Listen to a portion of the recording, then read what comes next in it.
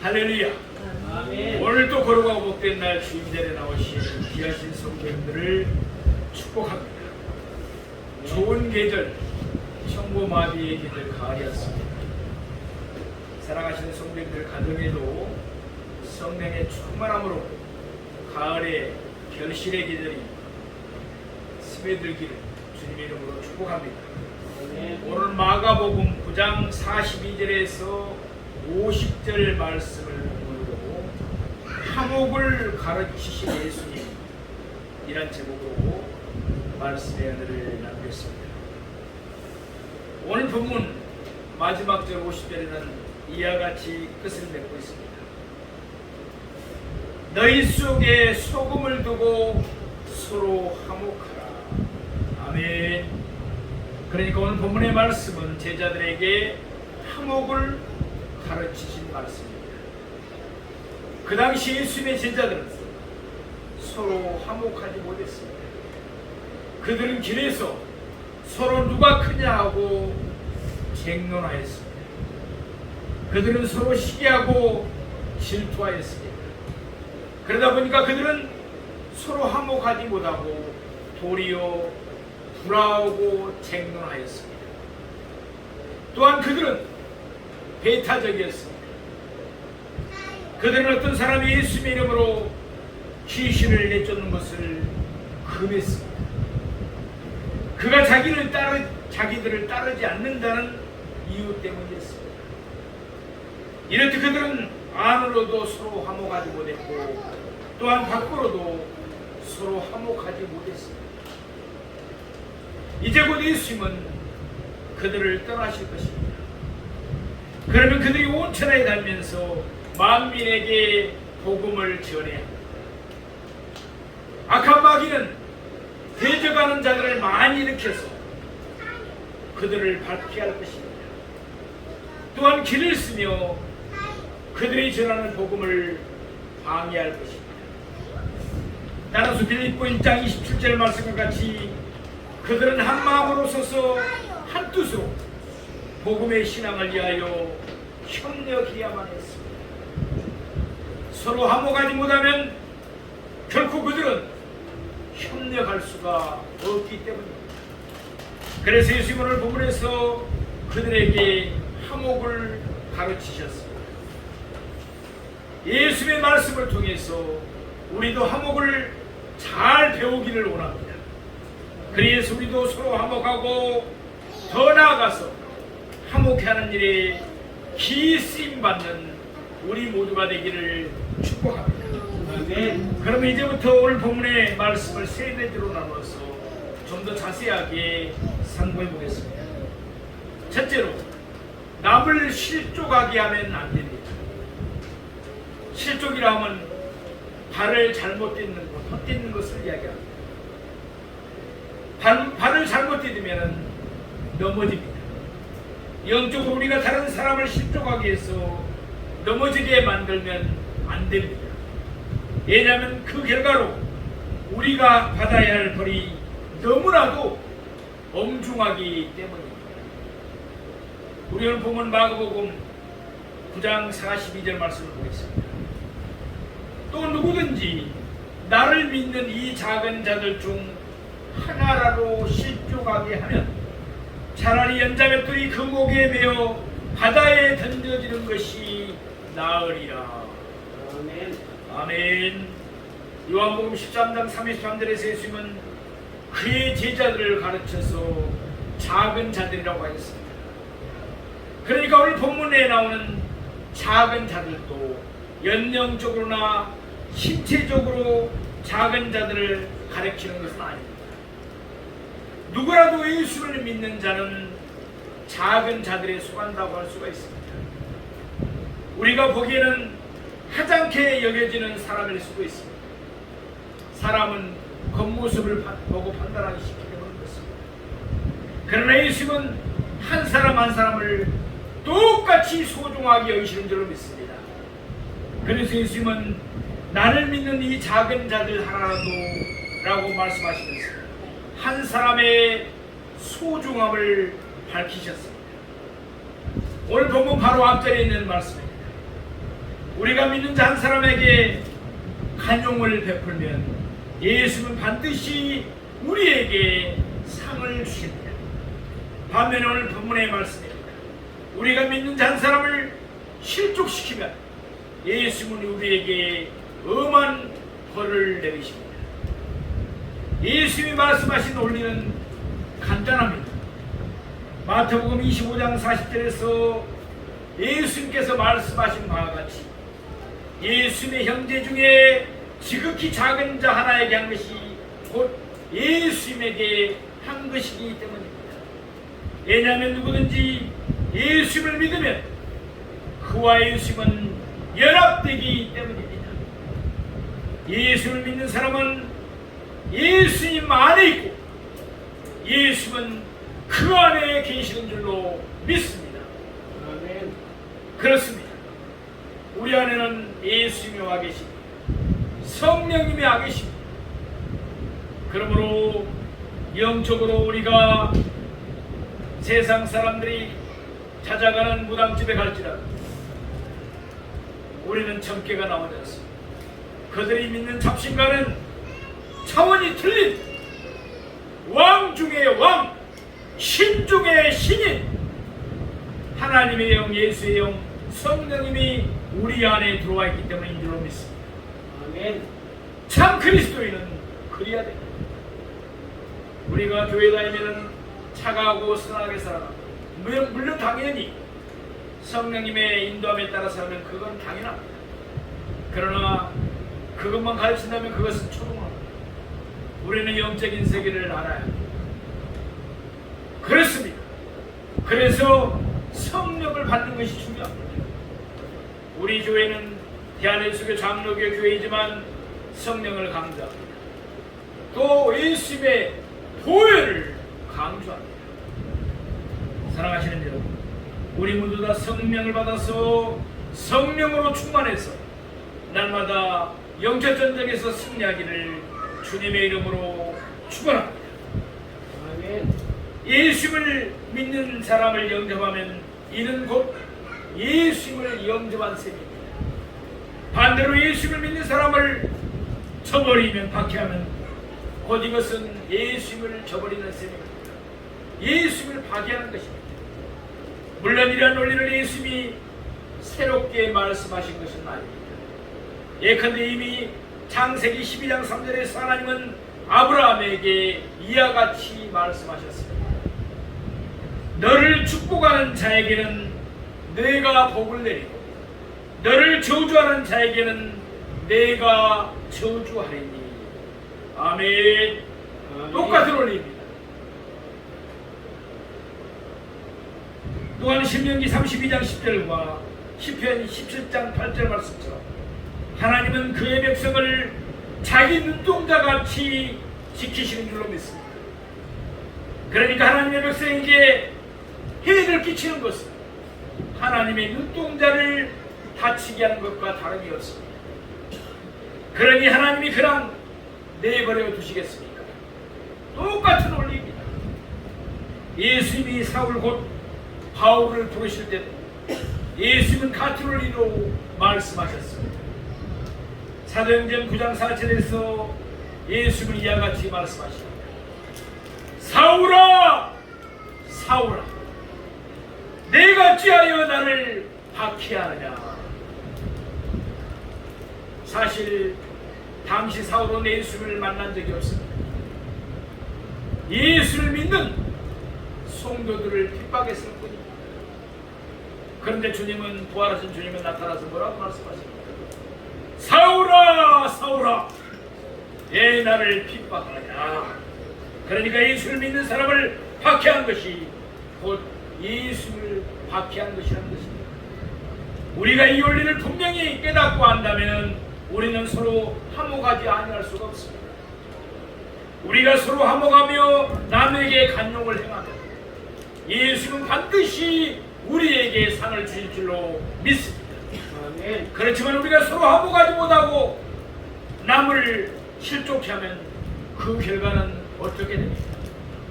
오늘 본문에서 예수님은 이와 같이 말씀하십니다. 남을 실족해 하는 것보다는 차라리 그 이전에 자기 몸에 연자맷돌을 메고서 깊은 바다에 빠져 죽는 것이 편하다. 참으로 무서운 말씀입니다. 왜냐하면 남을 실족케 한 후에 받게 될 행벌이 너무나도 끔찍하기 때문에 그렇습니다.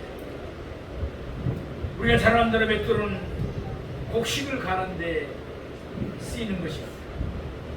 둥글고 넓적한 돌 두 개를 포개입니다.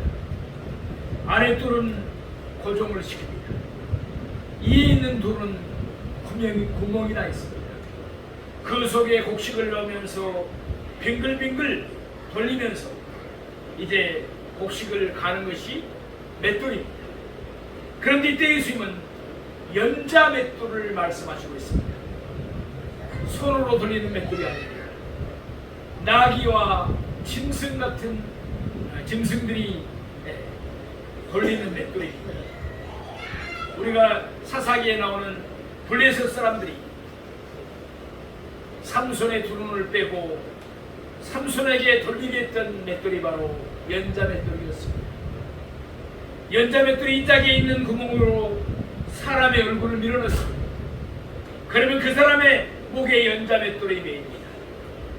그런 채로 바다에 던지면 어떻게 되겠습니까? 그 사람은 순식간에 깊은 바다에 가라앉아 홀로 구고돼서 절망적 꺾인 죽음을 맞이할 수밖에 없을 것입니다. 이렇듯 남을 실족케 하는 자에게는 참으로 끔찍한 벌이 주어집니다. 예수님은 이보다 더 강한 경고를 그의 제자들에게 주신 적이 없습니다.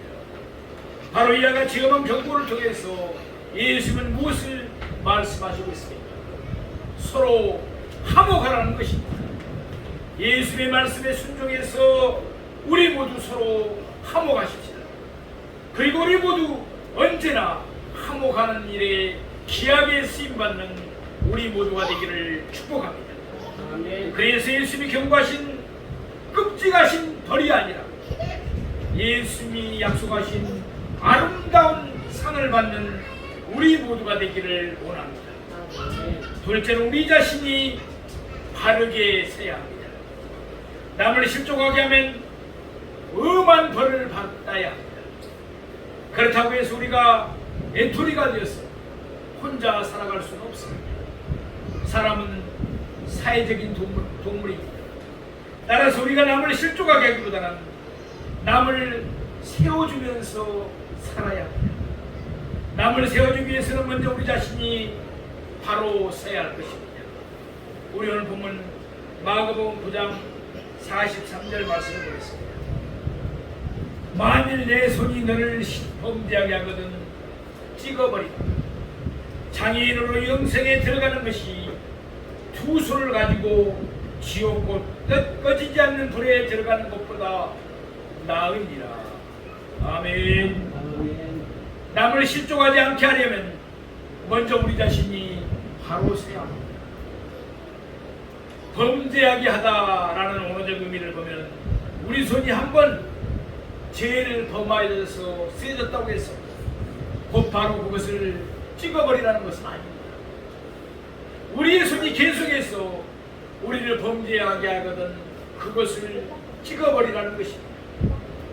물론 여기서 예수님은 문자적인 의미가 아니라 상징적인 의미로 말씀하셨습니다. 예컨대 한 손을 찍어버렸다고 해서 그 후에 죄 짓는 일이 불가능합니까? 결코 아닙니다. 두 손을 다 찍어버리더라도 얼마든지 죄 짓는 일이 있을 수가 있습니다. 마음으로 미워하면 살인하는 것입니다. 마음에 음욕을 품으면 가늠하는 것입니다. 이렇듯 죄는 육체의 문제가 아니라 마음의 문제가 더 많습니다. 그렇다고 해서 우리의 심장을 도려낼 수는 없습니다. 따라서 예수님은 여기서 상징적으로 비유적으로 말씀하신 것입니다. 그렇다면 예수님의 의도는 무엇입니까? 우리의 한쪽 손을 찍어버리는 것처럼 그만큼 단호하게 철저하게 죄를 떨쳐버리라는 말씀인 줄로 믿습니다.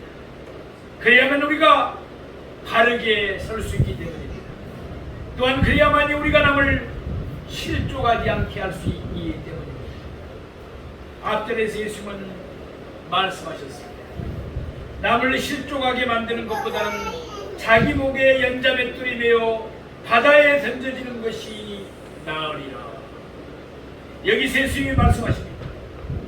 두 손을 가지고 지옥에 던져지는 것보다는 한 손을 가진 장애자로 영생에 들어가는 것이 낫다. 본문에서 예수님은 지옥을 가리켜 꺼지지 않는 불이라고 말씀하셨습니다. 지옥은 꺼지지 않는 불로서 영원히 고통을 당하는 것입니다. 그러므로 한 손을 찍어버리는 한이 있더라도, 다시 말해서 그 어떤 대가를 치르더라도 지옥에 들어가서는 안 될 줄로 믿습니다. 아멘. 우리 오늘 본 마가복음 9장 45절 말씀을 드렸습니다. 만일 내 발이 너를 범죄하게 하거든 찍어버리라. 다리 저는 자로 영생에 들어가는 것이 두 발을 가지고 지옥에 던져지는 것보다 나으리라. 아멘. 예수님께서는 다시 한번 같은 내용으로 말씀하십니다. 우리의 발이 우리를 범죄하게 하면 어떻게 합니까? 우리의 발이 계속해서 우리를 범죄케 할 때 어떻게 해야 됩니까? 그러면 우리는 우리 발을 사정없이 찍어버리라는 말씀입니다. 하나님이 사울왕에게 아말렉을 쳐서 진멸하되 그 나라의 모든 사람을 살려두지 말라고 말씀하셨습니다. 그러니까 다 죽이라는 거였죠. 그런데 사울왕이 하나님의 명을 어기고 아말렉 왕 아각을 살려주었습니다. 그 때문에 사울왕은 하나님의 버리심을 받고 말았습니다. 그때 선지자 사무엘이 아말렉 왕 아각을 자기에게로 끌고 오게 했습니다. 그리고는 하나님 앞에서 사정없이 아각을 찍어버렸습니다. 마찬가지로 우리의 손이나 우리의 발이 우리를 범죄하게 하면 우리도 하나님 앞에서 사정없이 그것을 찍어버려야 합니다. 말씀에 순종하면 영생에 들어가게 될 줄로 믿습니다. 그러나 말씀에 거역하면, 하나님의 말씀에 거역하면 지옥에 던져집니다. 오늘 본문에서 예수님은 이와 같이 말씀하십니다. 한 발로 절면서 영생에 들어가는 것이 두 발을 가지고 지옥에 던져지는 것보다 나으니라. 아멘. 우리말 성경을 보면 지옥이라는 단어가 구약 성경에는 한 번도 나오지 않습니다. 신약 성경에도 도합 13번이 나옵니다. 그 가운데 한 번은 야고보서 3장 6절에 나오고, 또 한 번은 베드로후서 2장 4절에 나옵니다. 그 나머지 11번은 모두 예수에 의해서 사용되었습니다. 요한복음 1장 3절 말씀과 같이 만물이 예수로 말미암아 지음받은 줄로 믿습니다. 예수는 그래서 지옥을 너무나도 잘 아십니다. 지옥을 만드신 분도 바로 예수이기 때문에 그렇습니다. 그래서 예수는 그의 제자들이 그 끔찍한 지옥에 던져지지 않기를 바라신 것입니다. 우리 마가복음 오늘 본문 9장 47절에서 48절 말씀을 보겠습니다. 만일 내 눈이 너를 범죄하게 하거든 빼버리라. 한 눈으로 하나님의 나라에 들어가는 것이 두 눈을 가지고 지옥에 던져지는 것보다 나으리라. 거기에는 부더기도 죽지 않고 불도 꺼지지 아니하느니라. 아멘. 여기서 예수님 마지막으로 다시 한번 같은 내용으로 말씀하십니다. 그러니까 예수님은 3번에 걸쳐서 똑같은 비슷한 말씀을 하신 것입니다. 따라서 그만큼 우리는 예수님의 말씀을 심각하게 받아들이고 신비에 새겨야 할 줄로 믿습니다. 우리의 눈이 계속해서 우리를 범죄하게 합니까? 그러면 우리는 사정없이 눈을 빼어버려야 합니다. 그 이유는 무엇입니까? 한눈으로 하나님의 나라에 들어가는 것이 두 눈을 가지고 지옥에 던져지는 것보다 낫기 때문입니다. 지옥은 어떠한 곳입니까? 마태복음 25장 41절 말씀처럼 본시 지옥은 마귀와 그 사자들 곧 귀신들을 위해서 예비된 곳이었습니다. 그러나 마귀의 종으로 살아가는 사람들도 역시 지옥에 던져집니다. 거기에다 그들은 마귀와 귀신들과 함께 영원토록 같은 운명에 처해지게 되는 것입니다. 또 오늘 본문 43절에 있는 말씀처럼 지옥은 불타는 곳입니다. 게다가 마태복음 13장 50절 말씀처럼 지옥은 풀물불과 같이 뜨겁게 불타는 곳입니다. 지옥에 떨어진 사람은 그와 같이 뜨거운 불꽃 가운데서 영원토록 괴로움을 당해야만 합니다. 그런데 지옥의 불은 뜨겁기만 하지 전혀 빛을 내지 않습니다. 그래서 마태복음 22장 13절 말씀처럼 지옥은 전혀 불빛이 안 닿는 바깥 어두운 곳입니다. 또한 마태복음 13장 50절 말씀과 같이 지옥에 떨어진 사람은 울면서 이를 갑니다. 과거의 추한 일들이 모두 생각나고 후회되기 때문입니다. 또한 오늘 본문 48절 말씀처럼 지옥에서는 구더기도 짚지 않고 불도 꺼지지 않습니다. 시체가 다 썩으면 당연히 구더기도 없습니다. 시체가 다 불타면 불도 꺼집니다. 그러나 지옥에서는 사람이 죽지 않으므로 몸 안에는 구더기가 몸 바깥에는 불이 영원토록 고통을 줍니다. 이처럼 지옥은 본시 마귀와 귀신들을 위해서 예비된 곳입니다. 불타는 곳입니다. 어두운 곳입니다. 추한 기억들이 모조리 되살아나는 곳입니다. 전혀 소망 없이 영원토록 고통을 당하는 곳입니다. 그러기에 지옥은 너무나도 끔찍한 곳입니다. 반면에 우리가 잘 아는 천국은 어떤 곳입니까? 오늘 보면 47절 말씀처럼 천국은 하나님의 나라인 줄로 믿습니다. 그곳에는 하나님이 계시고 예수님이 계십니다. 그러니 요한계시록 21장과 22장에 묘사된 바와 같이 천국은 너무나도 영화로운 장소일 수밖에 없습니다. 또한 요한계시록 21장 23절 말씀과 같이 천국은 항상 빛으로 충만합니다. 그리고 이사야 65장 17절 말씀처럼 천국에서는 우리의 기쁨과 즐거움을 앗아간 좋지 않은 기억들은 완전히 제거됩니다. 아울러 요한계시록 22장 5절 말씀과 같이 천국에서는 세세토록 우리가 악노릇할 줄로 믿습니다. 이처럼 천국은 하나님과 예수님이 계신 곳입니다. 너무나도 영화로운 곳입니다. 빛이 가득한 곳입니다. 부끄러운 기억들이 모두 사라지는 곳입니다. 영생을 누리는 곳입니다. 그러기에 천국은 너무나도 좋은 곳입니다. 그러므로 우리의 손이 무엇을 하는지, 우리의 발이 어디를 가는지, 우리의 눈이 무엇을 보는지 삼가 늘 조심합시다. 날마다 우리 자신이 바르게 서도록 힘쓰십시다. 그럼 우리가 남을 실족시키는 일에 자연스럽게 벗어날 수 있을 것입니다. 셋째로 서로 화목해야 합니다. 이전 본문의 결론 부분에 이르렀습니다.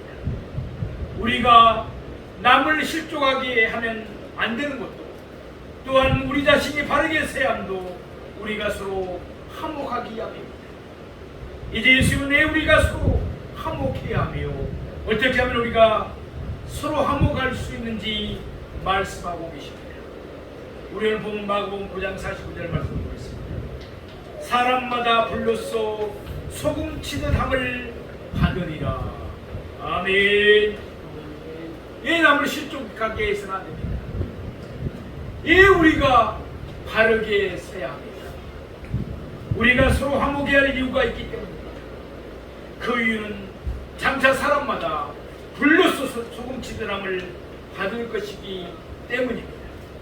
이제 곧 예수님은 예루살렘으로 올라가실 것입니다. 그곳에서 예수님은 많은 고난을 받으시고 버림받으시고 죽임을 당하시고 사흘 만에 살아나실 것입니다. 이와 함께 예수님의 제자들에게도 불같은 시험이 임할 것입니다. 그들은 예수님과 복음을 위하여 많은 박해를 받을 것이며 많은 환난을 당할 것입니다.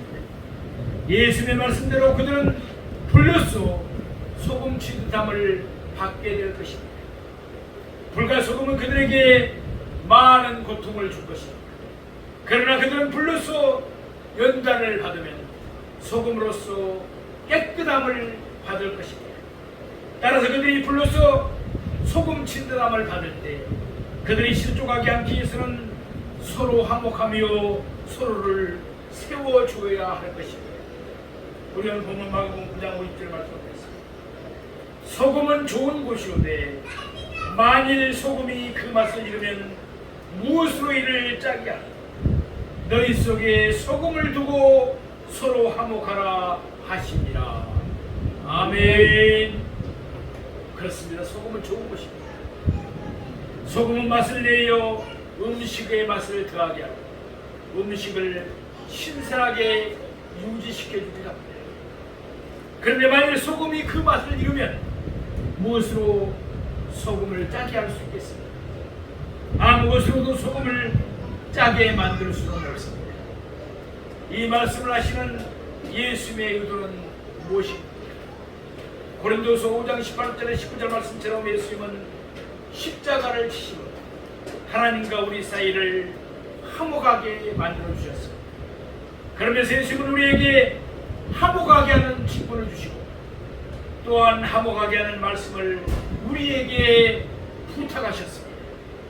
이렇듯 우리는 화목하게 하는 직분을 받았기 때문에 우리는 화목하게 하는 일에 귀하게 쓰임받아야 합니다. 그런데 만일 우리가 서로 화목하지 못하면 누가 우리를 화목하게 할까? 또한 누가 우리에게 화목하게 하는 말씀을 전하겠습니까? 아무도 없습니다. 우리가 서로 화목해야 하는 이유가 무엇입니까? 불러서 소금치듯함을 받을 것이기 때문입니다. 다시 말해서 서로 화목해야만 시험과 환난을 이길 수 있기 때문입니다. 아울러 우리가 서로 화목해야만 화목해야 하는 직분을 잘 감당할 수 있기 때문입니다. 사랑하시는 성도, 그러면 우리가 어떻게 하면 서로 화목할 수가 있습니까? 예수님은 결론적으로 이와 같이 말씀하십니다. 너희 속에 소금을 두고 서로 화목하라. 우리 속에 소금을 두면 우리는 비로소 화목할 수가 있습니다. 구약시대에 하나님께 드리는 제사를 우리가 생각해보면 구약 레위기에는 하나님께 드리는 제사의 방법들이 잘 나와 있습니다. 예수의 말씀을 보다 쉽게 이해할 수가 있습니다. 짐승을 제물로 드릴 때 반드시 그 짐승을 죽여서 드렸습니다. 죽인 것을 드린 것이 아니라 산 것을 죽여서 드렸습니다. 그러면 소제, 곧 곡식이나 채소를 드릴 때는 어떻게 했습니까?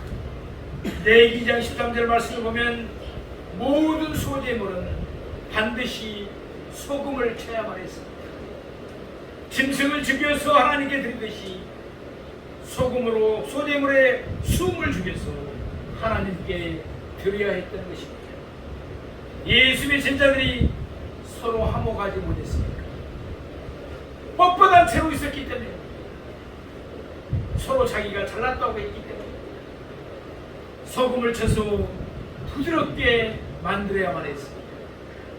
그들의 교만에 소금을 쳐서 그들을 겸손하게 만들어야 했습니다. 그들의 편안한 마음에 소금을 쳐서 그들을 간용하게 만들어야 했습니다. 우리 속에 소금을 두고 서로 화목하십시다. 이것이 바로 자기를 부인하고 날마다 자기 십자가를 지고 예수를 따르는 길인 줄로 믿습니다. 아멘. 우리 속에 소금을 두고 서로 화목하며 또한 화목하게 하는 직분을 잘 감당함으로써 하나님께 큰 영광을 돌리고 상을 받는 우리 모두가 되기를 주님의 이름으로 축원드립니다.